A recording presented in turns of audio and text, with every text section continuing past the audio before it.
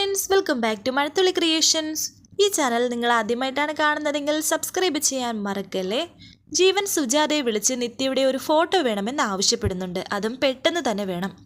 ഇത് കേട്ട് ടെൻഷൻ ആവുകയാണ് സുജാത. ഫോൺ വെച്ചതിന് ശേഷം സുജാതയുടെ കൂടെ ജോലി ചെയ്യുന്ന ഒരു സ്ത്രീ അവിടെ ഇരുന്ന് കരയുന്നത് കാണുന്നു. സുജാത ആ സ്ത്രീയുടെ അരികിലേക്ക് ചെന്നിട്ട് കാര്യം തിരക്കുകയാണ്. ഞാൻ ഇവിടെ കിടന്ന് കഷ്ടപ്പെടുന്നതെല്ലാം എൻ്റെ മോൾക്ക് വേണ്ടിയിട്ടല്ലേ, എന്നിട്ടും അവൾ എന്നെ ചതിച്ചു എന്ന് പറഞ്ഞിട്ടാണ് ആ സ്ത്രീ കരയുന്നത്. സുജാത വീണ്ടും എന്ത് പറ്റിയെന്ന് ചോദിക്കുന്നു. ഇപ്പോഴത്തെ ഫാഷനല്ലേ, അവൾ ഒരുത്തൻ്റെ കൂടെ ഒളിച്ചോടിപ്പോയി.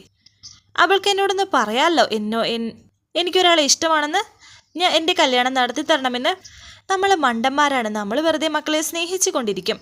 പോയിട്ട് ഇതുവരെ എന്നെ ഒന്ന് വിളിച്ചിട്ട് പോലുമില്ല. അറിയോ ഞാൻ എത്ര തവണ വിളിച്ചെന്നറിയോ? ഒന്ന് ഫോൺ എടുക്കണ്ടേ, ഒന്ന് സംസാരിക്കണ്ടേ? രാവിലെ അതും പറഞ്ഞ അവളുടെ സുഖമില്ലാത്ത അച്ഛൻ അവിടെ ഇരുന്ന് കരഞ്ഞുകൊണ്ടിരിക്കുന്നത്. വെറുതെ അവളുടെ ഫോട്ടോ ഒന്ന് എടുത്ത് നോക്കിപ്പോയി എന്ന് പറഞ്ഞിട്ടാണ് ആ സ്ത്രീ വീണ്ടും ഇരുന്ന് കരയുന്നത്. ആ ഫോട്ടോ സുജാതയും എടുത്ത് നോക്കുന്നു. ഈ ഫോട്ടോ ജീവൻ അയക്കാം, തൽക്കാലം രക്ഷപ്പെടാൻ ഇതേ ഉള്ളു വഴി എന്ന് സുജാത ആലോചിക്കുന്നു.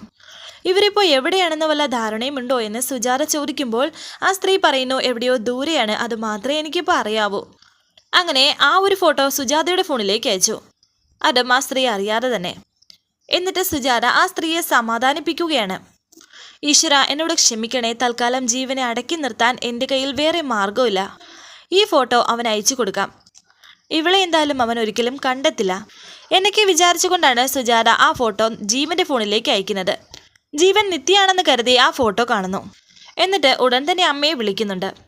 ഇതാണോ അമ്മ എൻ്റെ ഭാര്യ എന്ന് ജീവൻ ചോദിക്കുമ്പോൾ സുജാത പറയുന്നു, അതേ മോനെന്ന്. താങ്ക്സ് അമ്മേ, ജീവനോടെ ഇല്ലെങ്കിലും എനിക്ക് ഇങ്ങനെയെങ്കിലും കാണാമല്ലോ. ഈ ഒരു ഫോട്ടോയെ അമ്മയുടെ കയ്യിൽ ഉള്ളോ എന്ന് ജീവൻ ചോദിക്കുന്നു. മോനെ ഇത്രയേ ഉള്ളൂ മോനെ, ഇവിടെ നല്ല തിരക്കാണ്, പിന്നെ വിളിച്ചാൽ മതിയോ എന്ന് ചോദിച്ച് സുജാത ഫോൺ വെച്ചു.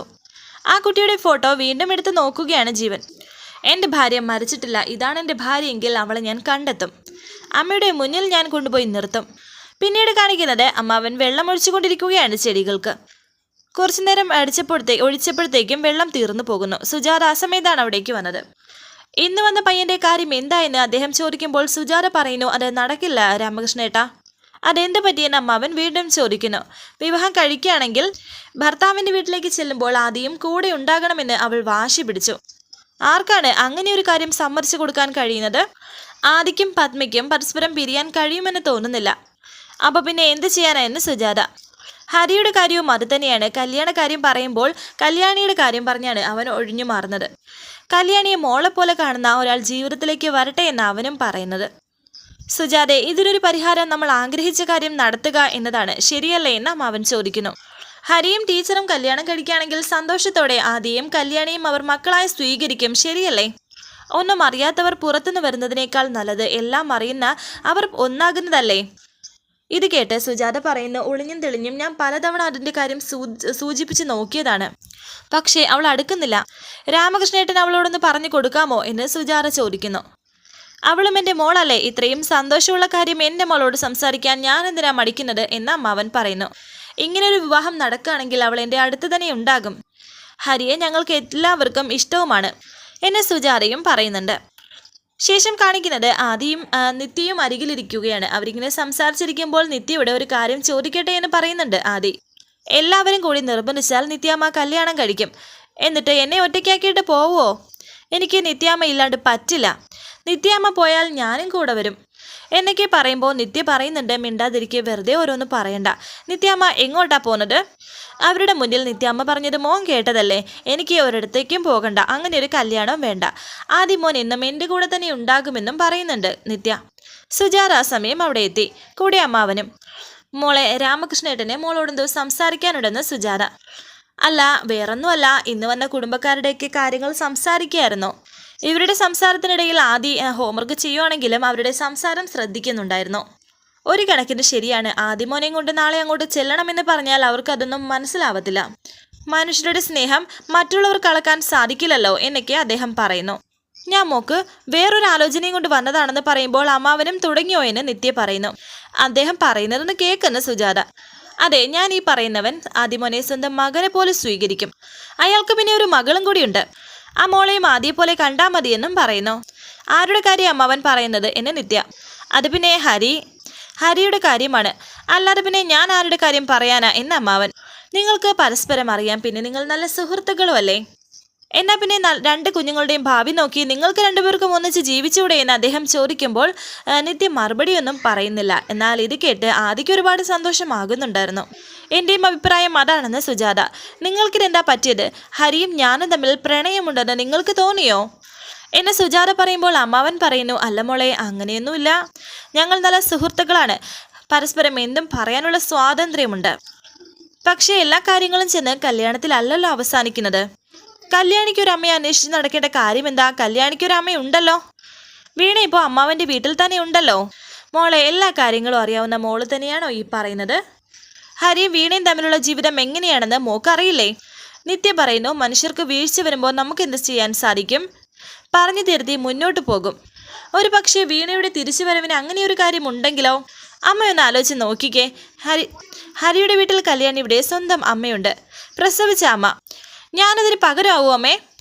ഒരു വാശിക്ക് നമുക്ക് ഇങ്ങനെയൊക്കെ ചിന്തിക്കാം. പക്ഷേ എല്ലാവരും കൂടി ശ്രമിച്ചാൽ ചിലപ്പോൾ അവരെ ഒന്നിപ്പിക്കാൻ സാധിക്കും. നിങ്ങൾ ഇനി എന്തൊക്കെ പറഞ്ഞാലും വീണയെ മറികടന്ന് എൻ്റെ ഭാഗത്തുനിന്ന് ഒരു തീരുമാനവും ഉണ്ടാകില്ലെന്നും പറയുന്നുണ്ട് നിത്യ. പെട്ടെന്ന് ആദ്യം എവിടെ നിന്ന് പോകുന്നു. ഞാൻ പറഞ്ഞത് മനസ്സിലായെങ്കിൽ ഇനി നിർബന്ധിക്കരുതെന്ന് പറഞ്ഞിട്ട് നിത്യ എവിടെ നിന്ന് പോകുമ്പോൾ ആദ്യം കല്യാണിയുടെ അരികിലേക്ക് ഓടി വരുന്നു. അവർ രണ്ടുപേരും സംസാരിച്ചിരിക്കുന്നുണ്ട്.